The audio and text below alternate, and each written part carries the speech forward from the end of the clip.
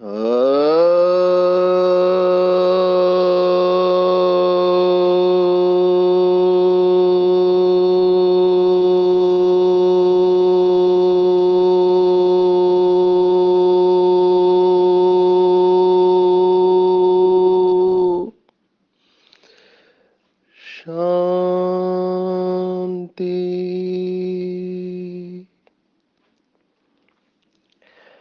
आज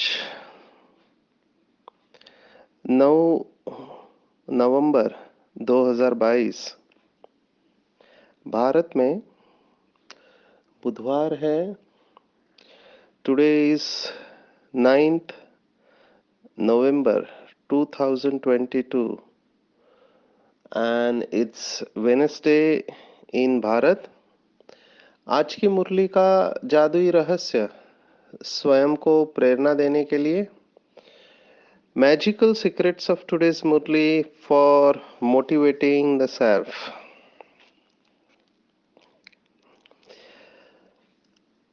बाबा की हर मुरली हमको संपूर्ण अवस्था तक ले जा सकती है, प्रोवाइडेड हम उस मुरली को गहराई से समझे। हर मुरली में बहुत गुह्य बातें होती है। जितना जितना हम मुरली के पॉइंट्स को गहराई से समझने लगेंगे, उतना उतना खुशी का पारा चढ़ते जाता है, उतना उतना अंदर से कमाई हो रही है ऐसी भासना आती है। और जो अंदर से भरपूर होने लगता है वो दिए बगैर रह नहीं सकता है, वो मास्टर दाता बनना ही है। और बाबा ऐसे बच्चों को ईश्वरीय सेवा के लिए निमित्त करता है। हर एक पॉइंट बहुत डीप होती है। जितना हम उसके ऊपर मनन चिंतन करने लगते हैं, उतना उतना हम स्थिर होने लगते हैं, अचल होने लगते हैं, ईश्वरीय नशे में चले जाते हैं। बहुत सारी हमारी मान्यताएं होती है जो भक्ति मार्ग की है, वो धीरे धीरे बदलने लगती है और हम एक परमात्मा की मत, जिसे श्रीमत कहा गया, उसमें स्थित होने लगते हैं और अपनी संपूर्णता की तरफ यात्रा करने लगते हैं। आज की पूरी मुरली अगर एक शब्द में आप पूछे तो वो है श्रीमत।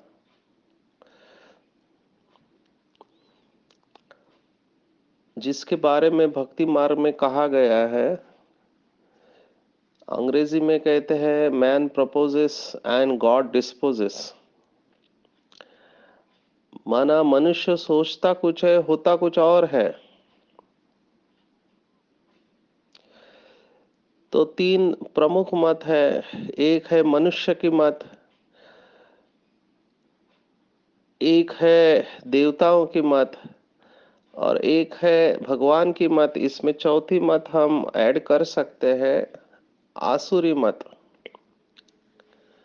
तो हमने सतयुग त्रेता में देवताओं की मत सुनी, द्वापर और कलयुग में मनुष्य और आसुरी मत पर चल रहे हैं। इसमें आप और चाहे तो शास्त्रों की मत डाल सकते हैं। शास्त्रों की मत भी मनुष्यों की मत है, क्योंकि शास्त्र भगवान ने नहीं लिखे हैं, शास्त्र भी मनुष्य ने लिखे हैं। ये बात जरूर है कि शुरुआत में जो ऋषि मुनि थे वो इतने तमो प्रधान नहीं थे। द्वापर में रजो प्रधान अवस्था में उनकी अवस्था भले सतो प्रधान हो उस समय या सतो हो, जो जो जैसे जन्म मरण में आते हैं, उस समय उन्होंने बुद्धि बल से जो कैच किया, जिसको बाबा आटे में नमक जितना कहता है, उस आधार पर उन्होंने शास्त्र लिखे। अभी यही बिलीफ सिस्टम जो हमने भगवत गीता में देखी, परंपरा से चली आ रही है, उसके वजह से कहाँ तक हम पहुंचे। तो कल की मुरली में भी बाबा ने कहा था, वो बहन का अनुभव सुनाया कि भगवान हमको वेद शास्त्रों का सार समझाते हैं। तो अगर वेद शास्त्रों में सच्चाई होती तो हमारा यह हालत नहीं होता, हम नीचे नहीं गिरते। तो कौन कौन सी बातें हैं जिसके वजह से गिरावट हुई? तो बाबा ने कहा कि आप प्रश्नावली बनाओ। आप सबको पता होगा कि पहले बाबा 7 डेज कोर्स के बाद प्रश्नावली भरने को कहते थे, पहले और बाद में। मेरे ख्याल से सबसे बड़ा रिसर्चर तो शिव बाबा है।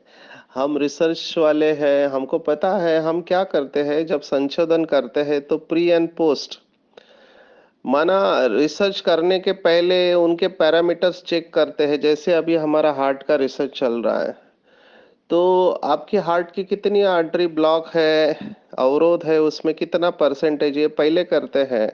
और फिर उनको मेडिटेशन या जीवन पद्धति का परिवर्तन बता के फिर कितना फर्क पड़ा ये चेक करते हैं।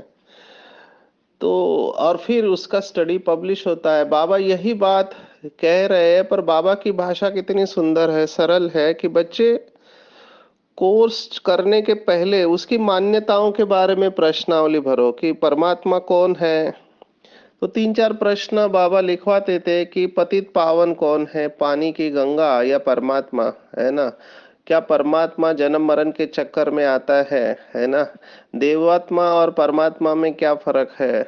और परमपिता परमात्मा से आपका क्या संबंध है? ऐसे प्रश्न बने होते थे।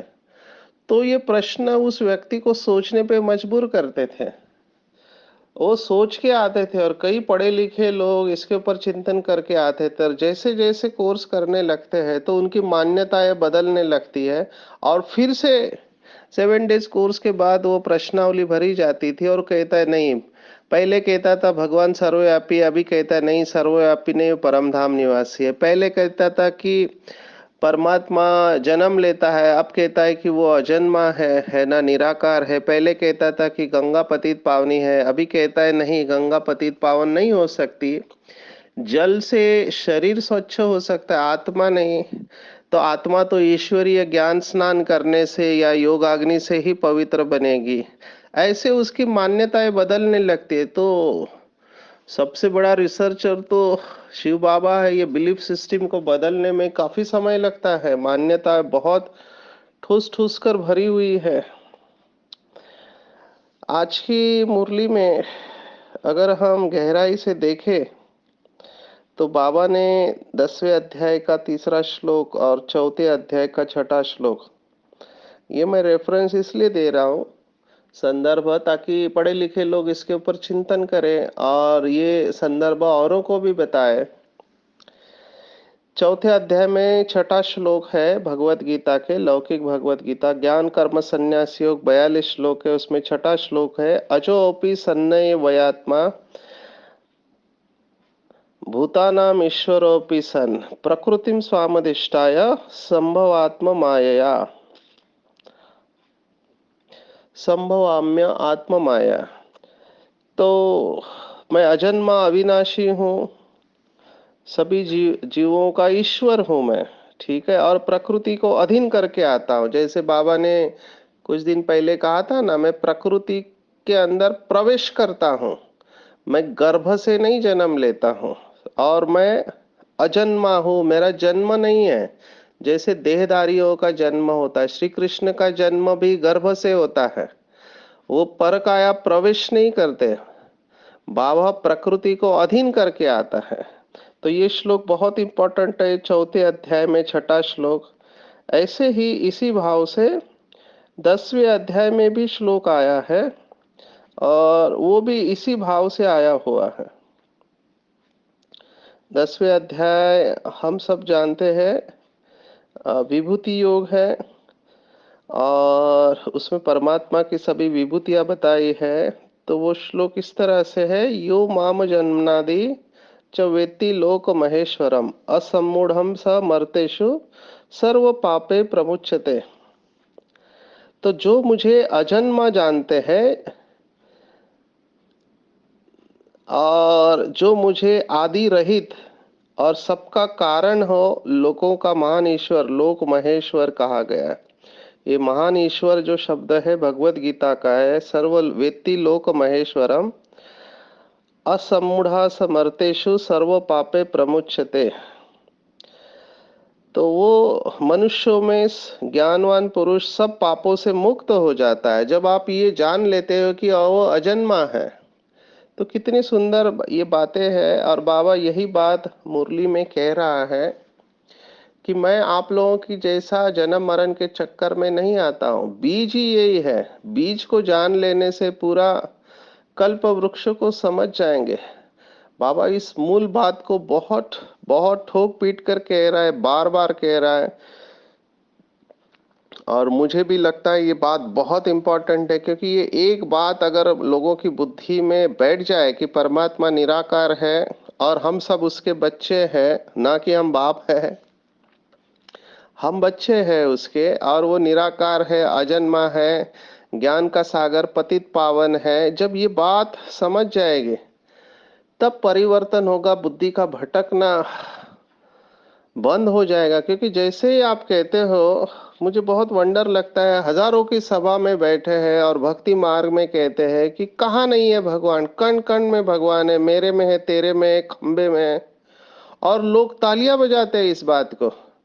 उनको लगता है कि कितनी बड़ी बात, कितना गुह्य ज्ञान हमको मिल रहा है। आंखों से आंसू बहते हैं कि भगवान कण कण में है। और भगवान देखो क्या सोच रहा है। इसलिए कहते परमात्मा की गत मत न्यारी है।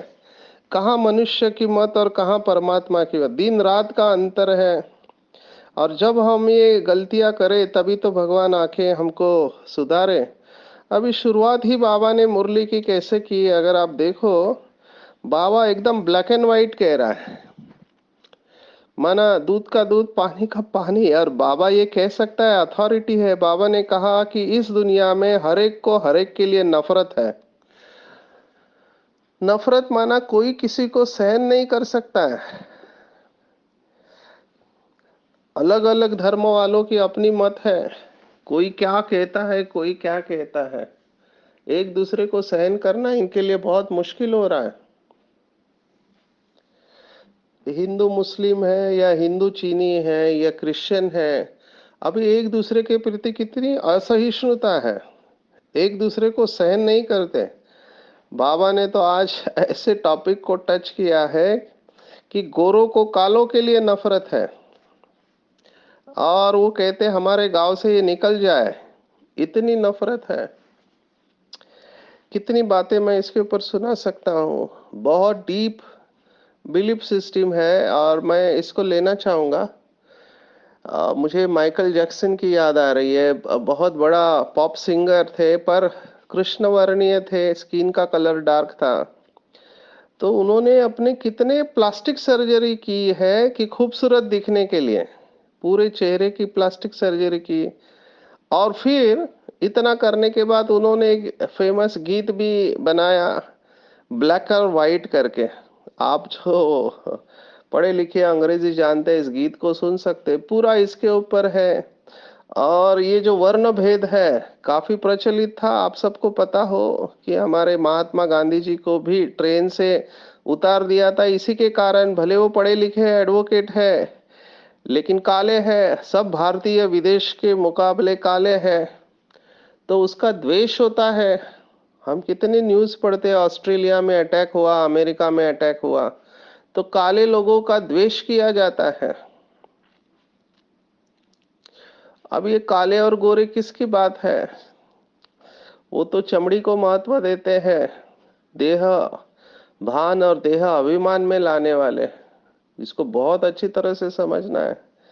मैं देखता हूँ वो वर्तमान पत्र में एडवर्टाइज देते हैं, मैट्रिमोनियल कॉलम्स।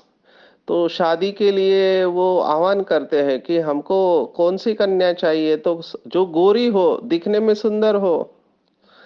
आज तक किसी ने ऐसा नहीं लिखा कि हमको काली चाहिए करके। हम सबको गोरी चाहिए।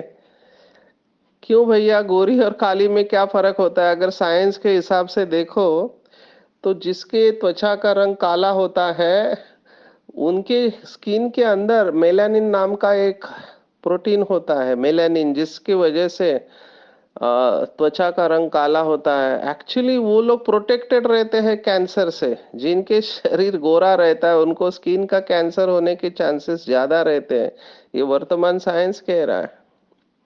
लेकिन हम स्किन के कलर के ऊपर से सुंदरता को डिसाइड करते हैं। बाबा ने कहा जो बर्फीली देशों में रहते हैं उनकी त्वचा गोरी रहते हैं, और जो ट्रॉपिकल क्लाइमेट जहाँ पर सूर्य का प्रकाश ज्यादा आता है वहां पे स्किन काली रहती है। भारत में भी आप देखो, नॉर्थ साउथ डिवाइड है, उत्तर भारत और दक्षिण भारत में स्किन के कलर में कितना फर्क है। अब ये सब किसी के हाथ में नहीं है, वो तो जीन्स माँ बाप से आएंगे वैसे स्किन का कलर होगा, लेकिन इसके ऊपर पूरी इंडस्ट्री खड़ी हुई है। बहुत बड़ी ये बिलीफ सिस्टम है काले काले और गोरे की। गोरे को सुंदर कहते हैं और काले को सुंदर नहीं कहा जाता है, तुलनात्मक है। और इसके ऊपर कितने कॉम्प्लेक्सेस डेवलप होते हैं। पूरा सामान ये स्किन कलर के साथ जाता है, हाइट के साथ जाता है कि आपकी हाइट अच्छी होनी चाहिए। तो जिनकी हाइट कम है उनके अंदर सेल्फ एस्टीम या सम्मान की कमी होते है, वो अपने को खूबसूरत नहीं समझते हैं। कोई मोटे होते हैं, कोई दुबले होते हैं। तो ये सब क्या है, ये सब बॉडी कॉन्शियसनेस है। तो दुनिया में अच्छा व्यक्ति माना जो गोरा हो, खूबसूरत हो, जिसकी हाइट अच्छी हो, उसको अच्छा समझते हैं। और जो काला हो, जिसकी हाइट कम हो, है ना, और जो खूबसूरत नहीं हो लौकिक दृष्टि से, उसको कहते हैं कि ये ठीक नहीं है, और ऐसे लोगों को अवॉइड किया जाता है। मैंने कल भी उदाहरण दिया था, महात्मा गांधी को देखो, दुनिया के हिसाब से वो पर्सनालिटी के हिसाब से देखा जाए तो कपड़े भी नहीं पहनते थे। एक बार वो ब्रिटेन के महाराजा से मिलने गए, तो महाराजा ने उनको पूछा कि आप ये क्या पहन कर आए हो। प्रोटोकॉल अलग होता है राजा से पहनने का, वहां पे तो कोट टाई वगैरह पहन के जाते हैं। तो उन्होंने कहा कि महाराजा, विद ड्यू रेस्पेक्ट, आपने हम दोनों के लिए इनफ कपड़े पहने हुए थे है। ऐसे महात्मा गांधी जी का जवाब था। ऐसे ही स्वामी विवेकानंद का भी जवाब था, जब उनको पूछा कि ये क्या पहना है आपने, अब जेंटलमैन की तरह कपड़े क्यों नहीं पहनते।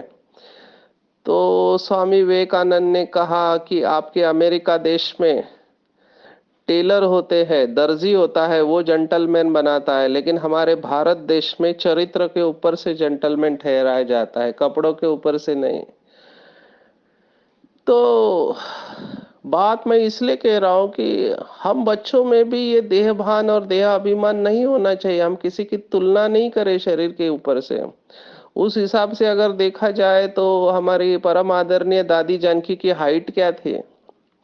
उनकी हाइट बहुत छोटी थी, लेकिन विश्व महाराजन की स्टेज पर है वो। कितने बाबा के सेंटर खोले और दुनिया उनके सामने झुक गई। बड़े बड़े साइंटिस्ट आते थे। तो हाइट का क्या कनेक्शन है। चलो पढ़ाई के लिए भी लोग मानते हैं, तो दादी की लौकिक पढ़ाई कहाँ हुई थी, लेकिन ज्ञान के सागर को उन्होंने अपने दिल में बिठाया था। सागर को गागर में समा दिया, या बाबा जिसे कहते चिड़िया ने सागर को हप कर लिया, तो विश्व की स्टेज पर चले गए। इसलिए ये सब बुद्धि से निकाल देना चाहिए कि मेरी हाइट कम है, मेरा स्किन का कलर अच्छा नहीं है, मैं खूबसूरत नहीं हूँ।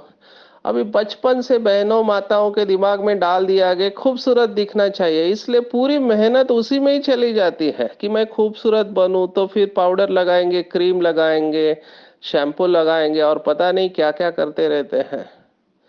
और बाबा ने इन सब से हमको छुड़ा दिया। इसलिए कहा कि भगवान की मत और मनुष्य की मत में कितना फर्क है। कितना मैं आपको इसके ऊपर एग्जाम्पल दे रहा हूं कि मनुष्य की मत कैसे भटकाती है। एक तो सर्वव्यापी की बात हो गई, दूसरा अभी आजकल पढ़े लिखे लोग भी भटका रहे हैं। एक भाई आया, मना पूरे भारत में जाते हैं सेवा के लिए, तो ये सब मान्यताएं पता चलते हैं। अभी उसके घर में गीता पाठशाला है, पूरा परिवार ज्ञान में चल रहा है।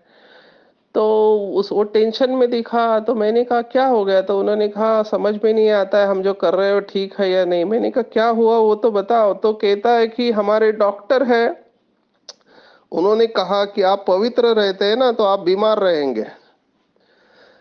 तो मैंने कहा, "वो क्यों कह रहा?" कहते, "भगवान ने हमको जो इंद्रियां दी है उसको इस्तेमाल करना चाहिए। अगर आप पवित्र रहेंगे तो आपके शरीर में जो वीर्य है वो जमा हो जाएगा, उसके स्टोन हो जाएंगे, शुक्राश्मरी कहते हैं, और आप पागल हो सकते हैं।" तो वो उसके अंदर डर बैठ गया, उसने कहा विकार में तो जाना ही चाहिए। तो ये वर्तमान साइंस कहता है। अभी हम डॉक्टर हैं, हम स्टडीज करते हैं, तो ज्यादातर स्टडी पश्चिम देशों में आती है। तो वहां पे एक बहुत बड़ी मान्यता है, क्वालिटी ऑफ लाइफ माना आप विकार में जाते हैं क्या नहीं, उसके साथ जुड़ी हुई है। पूरा वेस्टर्न इंडस्ट्री विकार के साथ, काम विकार के साथ जुड़ी हुई है, उसको वो क्वालिटी ऑफ लाइफ समझते हैं। क्योंकि सिगमंड फ्रॉयड ने ये कहा, जो फादर ऑफ साइकोलॉजी है, उन्होंने एक शब्द इस्तेमाल किया लिबिडो करके, कि मनुष्य का पूरा स्वभाव इसके चारों तरफ घूमता रहता है और वो सुख जरूरी है। अभी आप सोचो दुनिया क्या कह रही है, और भगवान कहता है कि मुझे पवित्र बच्चे ही अच्छे लगते हैं, योगी बनो, पवित्र बनो। अभी बार बार अगर आप ये सुनते हो तो आपको वही सच लगने लगेगा। जैसे हिटलर ने कहा ना, ये तुम्हारे दुश्मन हैं, तो कोई झूठ बार बार बोले जाता है वो सच लगने लगता है। इस भाई को मैंने समझाया फिर कि अगर ऐसे होता तो जितने भी पवित्र लोग हैं, ब्रह्मचारी है, वो सब बीमार होने चाहिए, क्या ये सच है? तो फिर उनकी बात समझ में आ गई। फिर दूसरी बात मैंने उनको बताया कि आप किसकी सुनोगे, जो हद के डॉक्टर है, जो खुद अपने जन्मों को नहीं जानते हैं, या सभी मनुष्य आत्माओं का पिता, ज्ञान का सागर, पतित पावन है, उसकी मत पर चलोगे? तब उसकी बुद्धि खुल गई और उसने सोचा, नहीं अभी बाहर वाले लोगों की बातें मैं नहीं सुनूंगा, बाबा के बच्चे हमको गाइड करेंगे और बाबा की मुरली के अनुसार ही चलेंगे। ऐसे ही बहनों को भी डराया जाता है, क्योंकि मॉडर्न साइंस कहता है कि जो बहनें शादी नहीं करती है उनको ब्रेस्ट कैंसर होता है। बाबा ने इस बात को भी मुरली में लिया हुआ है, क्योंकि हमको अभी तक पता नहीं है कि कैंसर किससे होता है। उसके ऊपर भी बहुत सारी थ्योरी है। हम जब पढ़ रहे थे एमबीबीएस तो हमने इसके ऊपर बहुत सवाल पूछे, तो कहते ऑन्कोजीन्स होते हैं या कुछ लाइफस्टाइल फैक्टर है। लेकिन क्या सभी जो ब्रह्मचारी बहनें रहते हैं उन सबको कैंसर होता है? तो नहीं, तो जो शादीशुदा है उनको भी कैंसर हो सकता है। फिर कहते नहीं, परसेंटेज उनमें ज्यादा है। तो ये कम ज्यादा का खेल है। हम स्टैटिस्टिशियन जानते हैं, जो रिसर्च में होते, जो आंकड़े निकालते हैं कि आंकड़े कैसे निकाले जाते हैं, पर ये बहुत गहरी मान्यताएं हैं। तो ये भी अलग सब्जेक्ट है, लेकिन मैं कह रहा हूँ दुनिया की मत क्या है, साइंटिस्ट की मत क्या है, और भगवान क्या कहता है। ऐसी और एक भाई मेरे पास आया हैदराबाद में, तो वो भी टेंशन में, जब मेरा नशा मुक्ति का सेशन सुना तब उसने कहा, सचिन भाई मैं क्या करूं, मेरे को डर लग रहा है। मैंने कहा हुआ क्या? बोला मेरा हार्ट का ऑपरेशन हुआ, अभी डॉक्टर कह रहा है आपको 2 पैक वाइन पीना पड़ेगा रोज, क्योंकि वाइन हार्ट के लिए अच्छा होता है। कहता है कि मैं बचपन से शराब को हाथ नहीं लगाया, अभी डॉक्टर कह रहा है कि तुमको जीना है तो वाइन पीना पड़ेगा। तो मुझे बहुत हंसने को आया।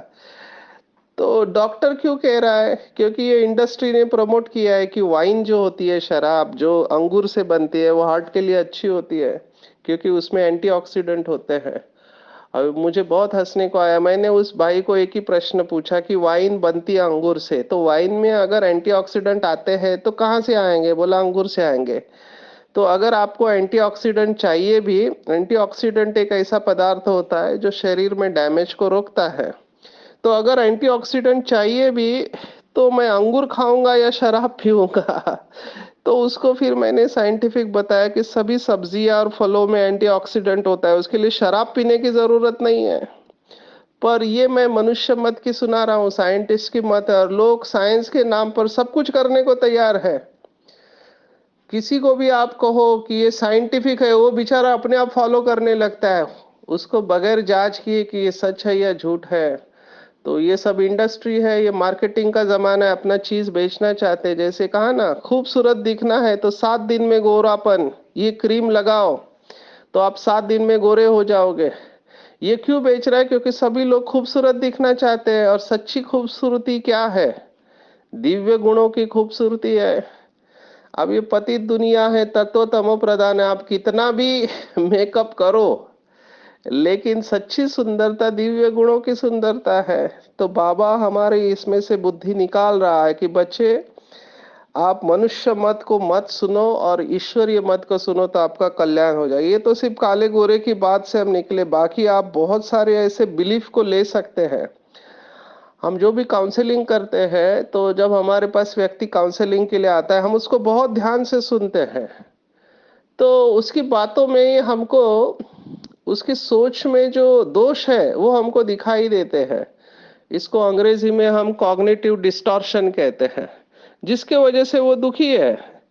तो उसको हम लॉजिकली तर्क से समझाने की कोशिश करते कि ऐसा सोचने के बजाय आप ऐसा सोचो, तो आपको देखो कैसे फायदा होगा। जैसे ये बाबा जो है सबसे बड़ा काउंसलर है, तो बाबा की मुरली सबसे अच्छी काउंसलिंग है। जब भी आपका मूड ऑफ हो, तो तुरंत बाबा की मुरली पढ़ लेनी चाहिए। आपको एकदम ऐसे लगेगा कि जैसे शक्ति आ गई। मेरे लिए तो ये बहुत टॉनिक का काम करती है। तो बाबा ने आज जैसे स्लोगन में कहा, संगम की प्राप्तियों को याद रखो, तो दुख और परेशानी की बातें याद नहीं आएगी। अब ये कितना बड़ा सिद्धांत है, बाबा प्रिंसिपल बता रहा है साइकोलॉजी का।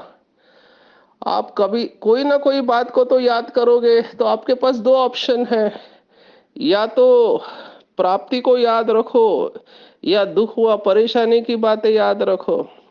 और ये हमने देखा है, जो लोग डिप्रेशन में जाते हैं, उनका सोच कंटिन्यूअस निगेटिव हो रहा होता है।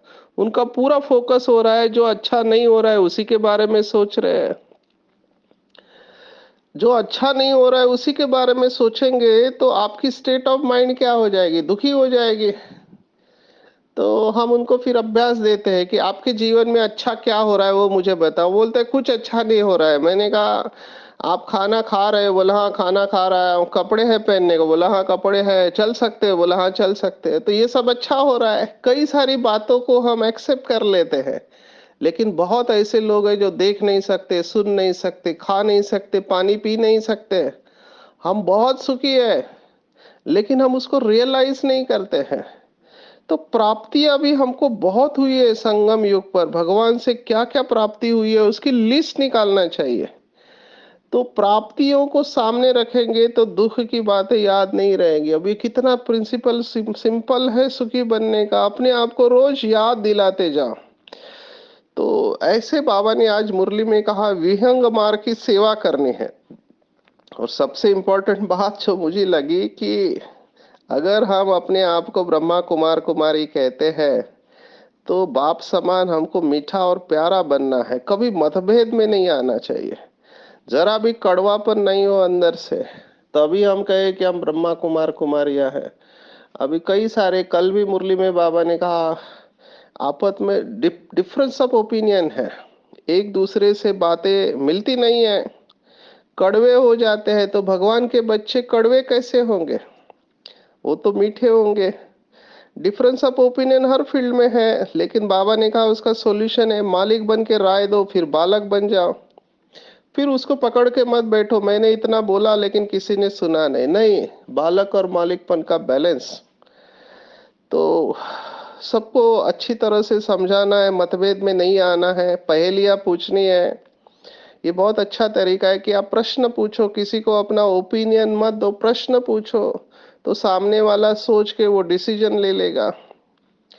तो विहंग मार्ग की सेवा होगी, बाबा ने कहा विहंग मार्ग। अभी बहुत अच्छी सेवा चल रही है, सब बिलीफ सिस्टम को लेकर सेवा चल रही है। अभी मैं देख रहा था एक प्रोग्राम का ब्रोशर आया कि अहिल्या के श्राप से मुक्त बनो, ये बिलीफ को लेकर चल रहे हैं कि स्त्री स्वर्ग का द्वार है या नर्क का द्वार है। तो एक एक बिलीफ को लेकर हमको वर्कशॉप करना चाहिए, तो लोग उसके ऊपर सोचना चालू करें। ऐसे बाबा ने जो भी प्रश्न पूछे उसके ऊपर पहेलियां बना के बाप को सिद्ध करने की कोशिश करना चाहिए। पिपली का मार्ग माना चींटी का पुरुषार्थ, विहंग माना पंछी की तरह। तो पंछी फास्ट जाके पेड़ के ऊपर बैठता है, चींटी को पेड़ के टॉप तक पहुंचने में बहुत टाइम लगेगा।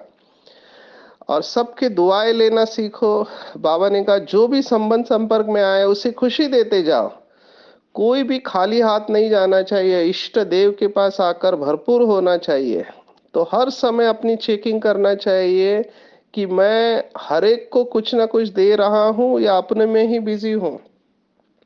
तो सबकी दुआओं के पात्र बनेंगे तो सहज पुरुषार्थी बन जाएंगे। तो आज की पूरी मुरली को अगर ध्यान से देखो तो मुझे एक ही बात दिखाई दे रही है कि एब्सोल्यूट ओबीडियंस टू श्रीमत। एक भी डाउट नहीं आना चाहिए। बाबा ने कहा, हमने धारण किया, बस। अगर समझाना है किसी को तो उसकी गहराई में जाके मनन चिंतन करके उस बाबा की पॉइंट को अपने अंदर धारण करना है, उसका स्वरूप बनना है। आज पूरे दिन में ध्यान रखेंगे कि कोई भी आत्मा मेरे सामने आई, मैं इष्ट देव हूँ, मास्टर भगवान हूँ, तो भगवान के सामने आकर, मास्टर भगवान के सामने आकर कोई भी आत्मा खाली हाथ नहीं जाना चाहिए। उसको कुछ ना कुछ जरूर प्राप्ति का अनुभव होना चाहिए।